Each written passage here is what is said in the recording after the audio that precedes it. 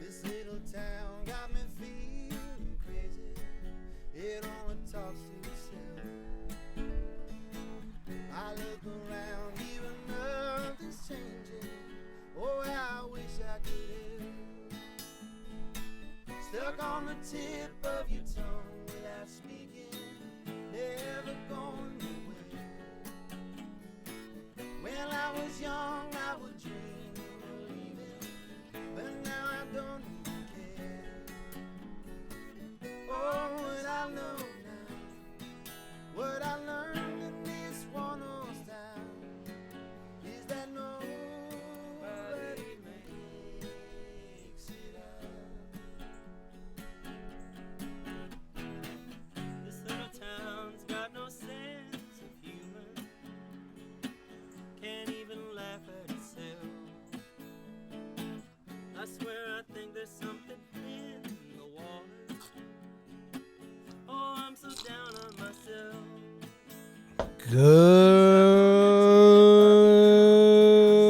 morning. Never going nowhere. How's everyone doing? Oh, I see what happened. When I was young, I would dream of leaving, but now I don't even care.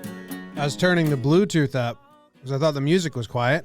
It's not coming through Bluetooth. It's coming through computer speakers. So how's everyone doing? Good morning. Happy Monday. Welcome to the morning show. If you hear any banging in the background, it's because we're getting our bathroom door fixed because it doesn't shut. That's the problem. We got Josh, Norm, Abe, Jill, Jeffrey, Troy, William, Rob, King Leo in the chat. Periscope, Kyle's over there. Henrique from Brazil is on Facebook. I hope everyone had a fantastic weekend. Hope you're doing well. We are 1 week closer to live sports. Like scary close. Like next week, there's sports happening. This is our last Monday through Friday without MLB baseball, NBA, without any of the four main sports. So that's exciting, huh? Without speaking, never going nowhere. When I was young, I would. All right, this episode of Morning is brought to you by Yes Please Coffee. Yes Please Coffee. They're back.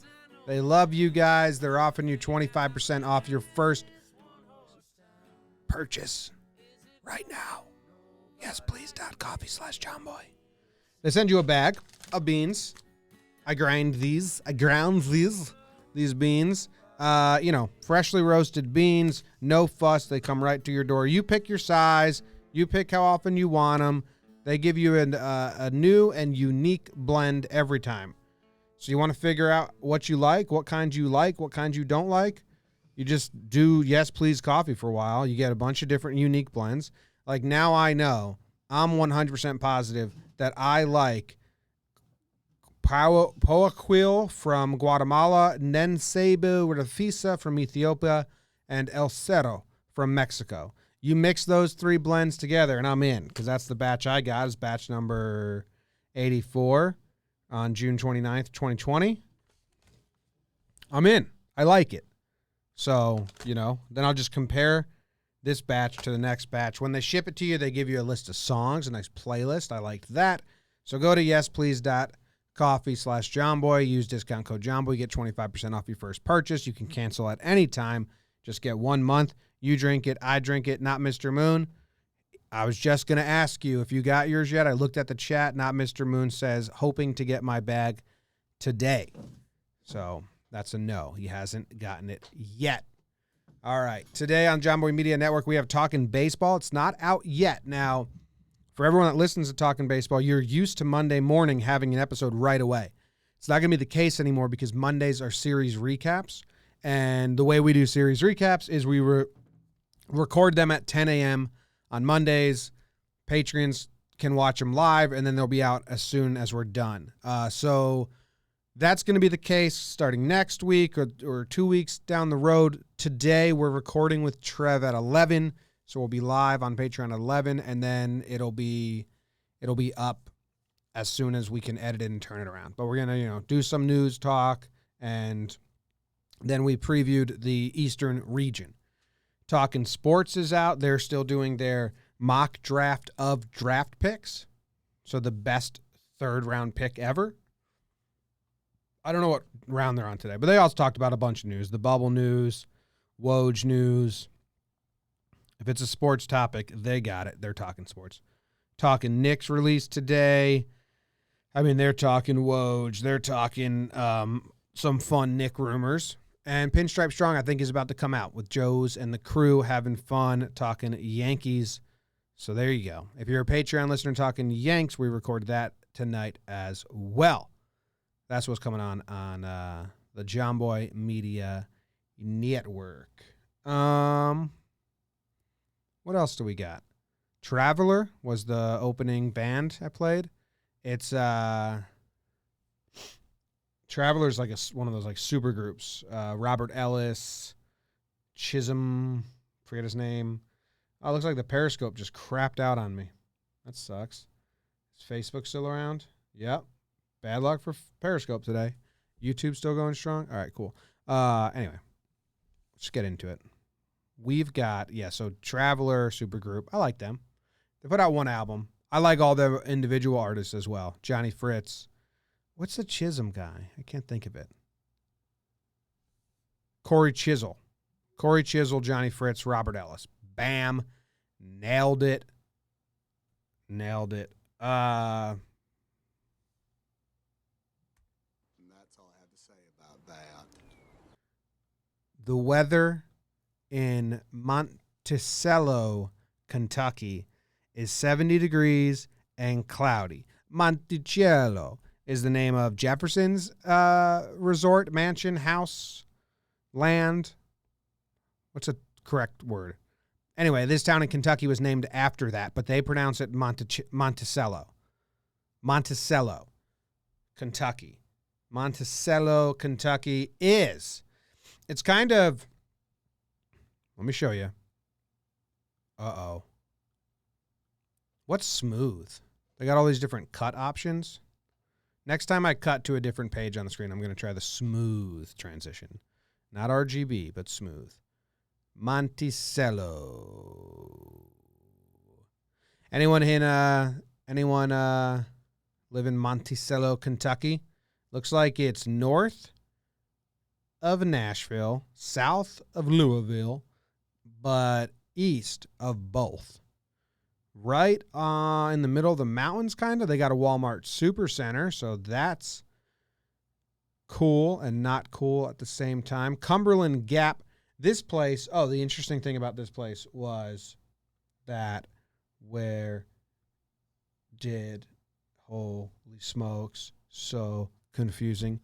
Monticello advertises itself as the houseboat capital of the world. So I saw that and I was like, hold up. I'm looking at the map now. It's not on a river. It's not on a lake. How does it call itself the houseboat capital of the world? It is close to the Cumberland River. Close, but it's not on it. Doesn't border it. Or what's this? Hold on. Finding a little river stream off the Cumberland River. Does this thing have a name? And this floats. Does it float all the way into town? Uh-oh.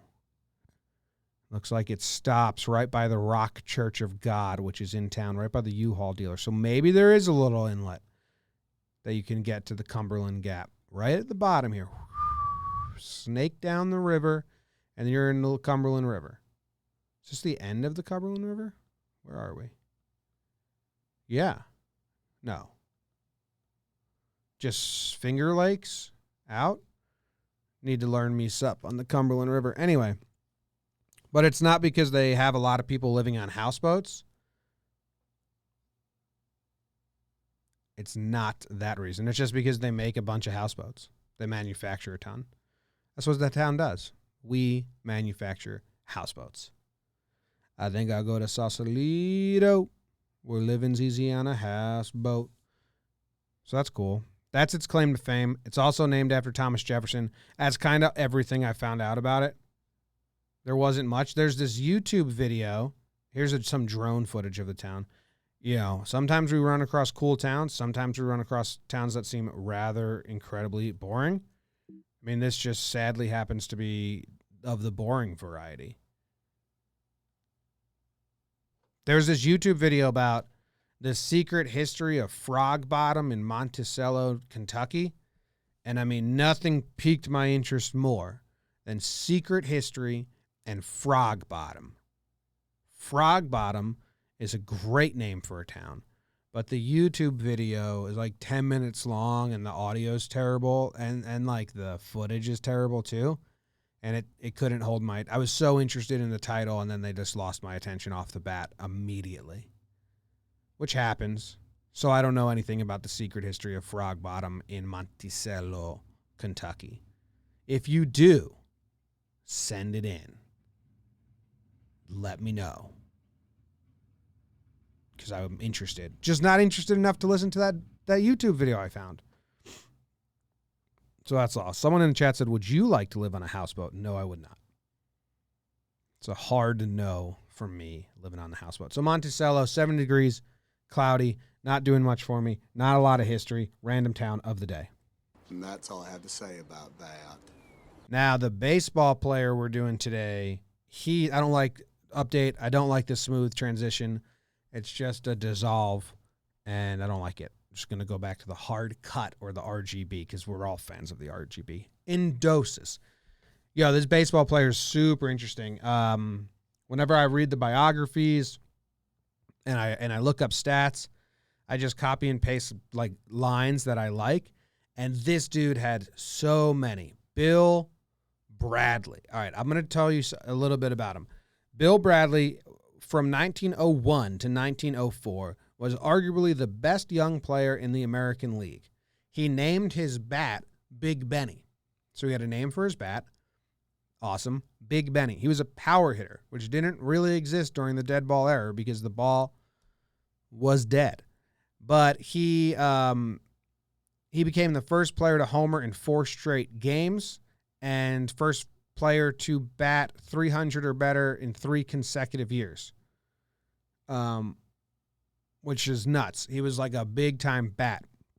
He did not like small ball, which I made the title of this video, which we will change as soon as Jill and everyone else helps producer Luke.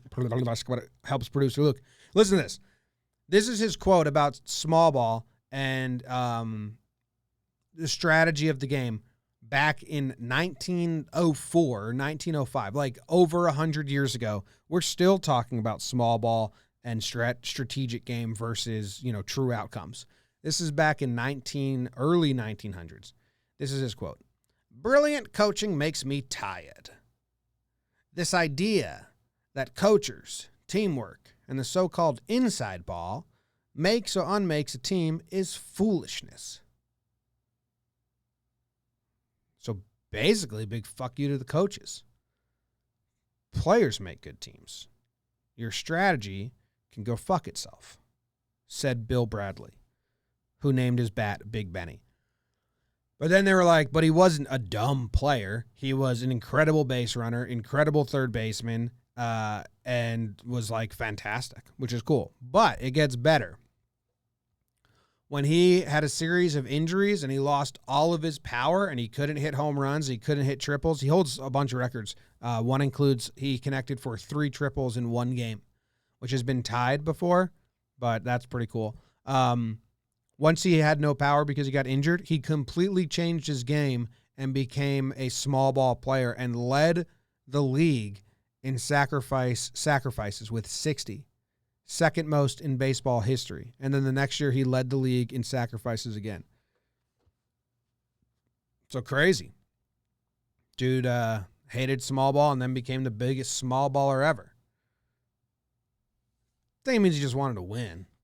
Bradley led the league in many fielding categories at his position and twice made 7 putouts in a 9-inning game, a record that has since been tied. I didn't know that was the record. 7 putouts by a non-pitcher, I'm guessing. Because didn't we do that one day with most putouts by a pitcher? It was like Maddox with 13 in a game. 9 innings, he set a record for 7 putouts. So it doesn't seem high to me. Is it still a record?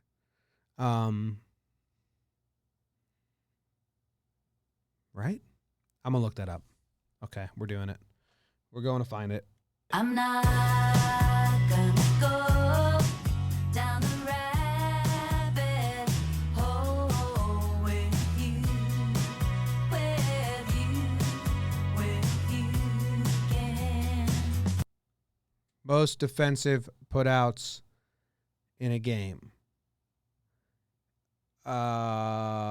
This is just all time, which obviously I don't want. Most defensive putouts in a game.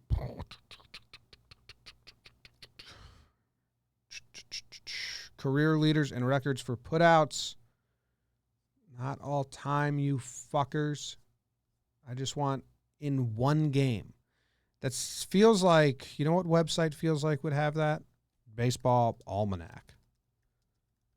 They always have these kind of records. Put out records for first baseman. That's not what I want, but we'll see it. Put out records for first baseman. Put out records for first baseman. Single season game. Put out records. Okay. Well, okay, so it's probably for third baseman then that he has. Well, how do I find that? I don't know how to navigate this. I'm just going to change in the URL 1B to 3B and hope it gets us there. Page not found. Fuck. Leaders. Okay. Let's do a better put out records. I'm just going to copy and paste their headline. Fourth. I hope the chat hasn't figured this out already. Faster than me. Put out records for third baseman, baseball almanac, single season put out records. Don't want it. We want game. We want game. Okay, yeah, 7 is the record. Found it. I did all of that and didn't even show you guys the screen. I apologize. I thought I had it up so you could be following along my shitty searches with me. That's my bad.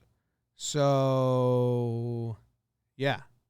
We got Ossie Bluge, Ray Boone, Bill Bradley twice, Ray Knight, and Harry Rakonda. Ray Boone did it, huh? When did he do it? Ray Boone did it on April 24th, 1954. Ray Boone, baseball reference. I wonder if Aaron even fucking knows about this. Why don't you wake up and start paying attention to your grandpa's records, Booney? What year did I say it was? 54? Did I say it was 54 or 55? Oh, baseball reference. The most amount of ads. No, 50. He had a game with 6 in 54. In 55, he had, come on. What fucking year was it? Did I get it all wrong? I'm gonna kill myself. You gotta be fucking shitting me. I can't remember what year I just said out loud for something that I didn't even care about, but we're stuck. We have to ride this storm out. Okay, it was 1954. Didn't I look that up? It's April 24th, 1954. Well, fucking Baseball Reference said he only had 6. Baseball Almanac says he has 7. What's the deal? You guys fighting? Where is the contested putout? Uh-oh. Cleveland Indians 3, Detroit Tigers 6. We're supposed to have 7 putouts at third base. Let's do a little nickname check real quick. Just a quick nickname check. We've got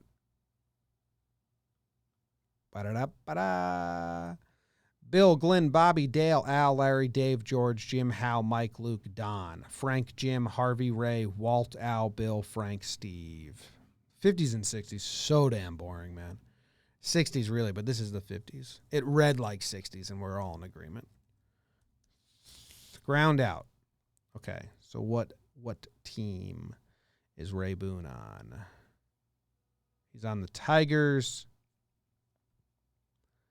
The Tigers are the home team. Okay, so in the first inning, he gets 1 putout. Okay, in the second inning, he got 2 putouts. He had a ground out and a pop fly. So we're at 3 putouts off the bat first 2 innings. Okay, 4 putouts in the first 3 innings for our dude, Ray Boone. 5 putouts in the first 4 innings. Meanwhile, Steve Gromick is getting fucking lit up. Gave up 3 home runs in this inning. We got 5 putouts in the first 4 innings. Okay. 6 putouts, ground out, pitcher to third base, forced out at third. So that's 6 right there. Unless I am bad at counting putouts. And then a pop fly in the 6th. I'm at 7 in the 6th inning. Am I dumb? Wait, then I got 8, 9 in the 8th inning. I don't know what I'm doing, guys. I don't know. Apparently, I don't know how to fucking count putouts. Okay. What's happening here? Boone was on the Tigers. So when Gromick is pitching, Boone's in the field. We're going to count this again. All right. 8th inning. 2 putouts at third base. Pop fly, pop fly. Oh. An assist isn't a putout. That's where I'm getting so confused. Okay, so that's an assist, not a putout.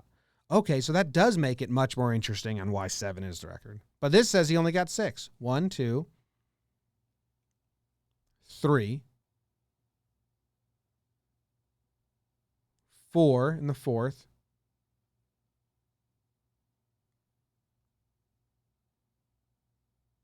5.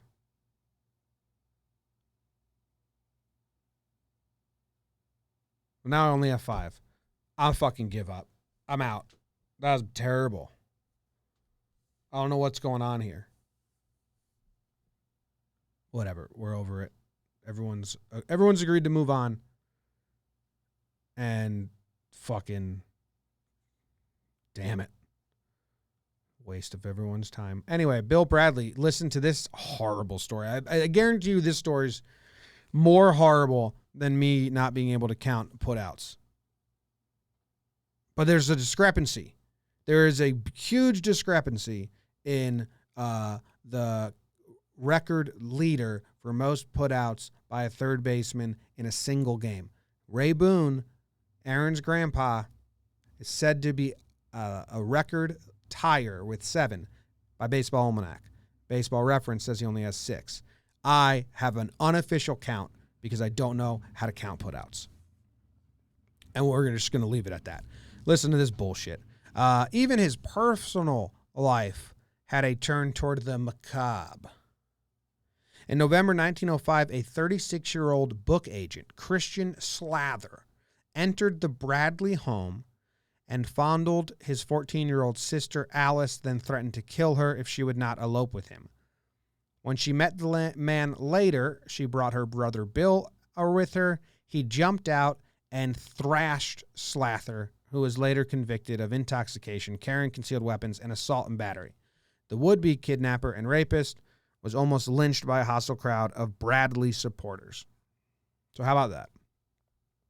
Star slugger, star sacrifice team guy, saved his sister from being attacked. Gave the attacker a nice thrashing. Crazy little tidbit about his life. So 3 triples in one game is a record that he has, which I'm not going to go look up. He also led the league in many fielding categories at his position. Twice made 7 putouts in one game, which Ray Boone did or did not do. Don't ask me. I couldn't fucking figure it out. And that's all I have to say about that. Whew. Take a drink of my coffee, catch my breath. After trying to do simple arithmetic, where I find a word on a page and I count how many times that word happens. Couldn't do it. Said I wasn't going to talk about it. Just take my yes, please coffee. Catch my breath.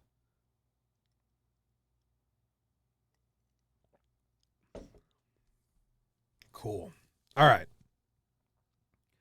Someone said Kent Murphy knows more baseball than you. That's cool. I don't even know how to count a put out, man. I don't know much. But strap in, Kent Murphy fan, because we're about to talk about books. So it's not baseball anymore. It's books. I have this book. I'm actually going to go down a little rabbit hole while we talk about this, because I forget why I bought this book or how I bought it or how it came across me, but it's a collection of short stories it's called Knock 'em Stiff. It's by Donald Ray Pollock. And if I remember correctly, it's like this fictional, I don't know if it's a holler. It was written in 2008, so it's not that old. It takes place in Ohio, and it's like this small town in Ohio, but they even it's cool because at the front of the book, he gives a map of the tiny, tiny town. So then all the short stories take place in Knock 'em Stiff, which is the town he invented for it. I don't think it's a real town. So it's a bunch of short stories, but there are characters that overlap, and there's definitely themes that overlap. I didn't mark anything on this, and I didn't really know how to talk about it. I'm not really promoting books. Oh, I did mark something. I have no idea what this is going to be. On page 68, I underlined something, but I think I saw another one. I remember really liking this, and I remember thinking like it really was like you were fucking in that grimy town. Like it was like very raw. There's a line on this page that I underlined that says, "Perhaps all you had to do was pretend something was true, and then someday it would be, no matter how fantastic, no matter how fucked up." That's just power of positive energy, right? In a different way. Like that's like the biggest trick they try to say to get out of a depression, like just fake happy, aka Paramore song. Fake happy, and then eventually you'll start to believe your own lie. I guess that's what that is. But I want to see if this dude, Ronald Ray Pollock, has any other books out or anything. But I don't know if anyone ever has read that. That'd be wild. I feel like his Wikipedia is not even in. What? His Wikipedia comes up in French, but he's an American author. He must be much more famous in France that it just automatically gives you his Wikipedia in French. Or how did I get to the French Wikipedia? All right, I just switched to English. I don't know how that happened. When you Google his name, French Wikipedia comes up. You know, sometimes that happens. Dan Fonte, author I really liked, he was much more famous in Italy than America. Like much more famous. Oh, so Knock 'em Stiff was the first collection of short stories based on his experiences growing up in Oh, it's a real town. Egg on my face. Knock 'em Stiff, Ohio is a real town. And then he had a debut novel called The Devil All the Time. Let's read the synopsis of that and see if we're interested in that. The Devil All the Time, Amazon. The Devil All the Time. You can get it for $13. In The Devil All the Time, Donald Ray Pollock has written a novel that marries the twisted intensity of Oliver Stone's natural-born killers with the religious and gothic overtones of Flannery O'Connor at her most haunting. Set in rural southern Ohio and West Virginia, The Devil All the Time follows a cast of compelling and bizarre characters from the end of World War II to the 1960s. There's a tormented veteran of carnage. So, I don't know. Sure. I liked his first book, so I'd pick it up. Why not? Why not? Knock 'em Stiff. Go check it out if you like short stories and if you're from Knock 'em Stiff, Ohio. And that's all I have to say about that. Meanwhile, This is someone in the chat says, meanwhile, I'm still wondering why someone designed a head that says Taurus on it. I think you meant hat. It's a baseball team. Has anyone read the Maze Runner series? I have not. I think my brother has, producer Luke. I went to basic training in May 2008. When I came out, the Devil Rays were leading the East. I wonder, that must have been a conversation you guys were having. All right. How's everyone doing? What time is it? 9:42?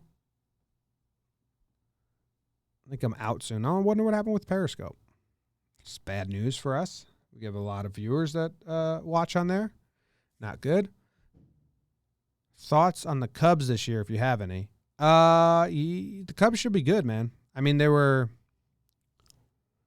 what? A win away from having 2 years ago. They're like a win away from having the best record in baseball. Last year they were pretty good.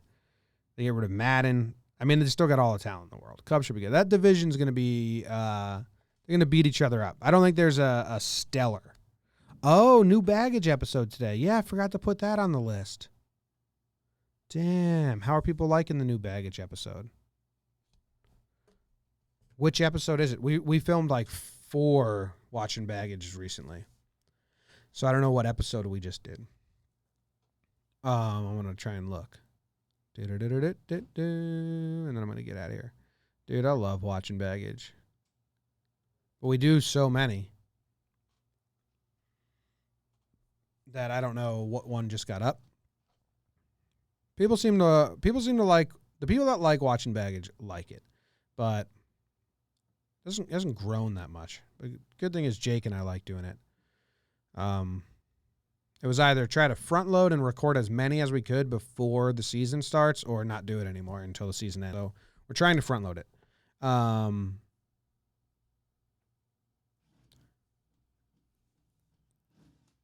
Yeah, channels. Just trying to read the comments, but they're nothing. Oh, the guy. Oh, what guy was this? He manscapes. I can't remember anything. Welcome back to the show. We're good. Oh, Friend that's older. this was a good episode, though. Yeah, go check out Watching Baggage. Guy, it's called Manscaping and Accents, because I think they were all doing fake accents. Cool. Possible title from Jill: The Houseboat Capital of the World, Big Benny the Bat, and a Put-Out Discrepancy Rabbit Hole. Yeah, that's not bad. Might be too long for some channels. Producer Luke will do what he can with the doors getting fixed. I can hear it. That's good. Anyway, all right. I think I'm out. Are the Orioles getting Puig? That would be a waste of Puig. I am not into that. Put him on a team that has chances of winning. Why would the Orioles even do that? That'd be unless they try to flip him at the deadline after 1 month of playing. Otherwise, it doesn't make any sense. So develop your players, Orioles. Don't just give Puig shit. All right, I'm out, guys. I appreciate it. Let me try and find the song that I started the episode with. And here it is.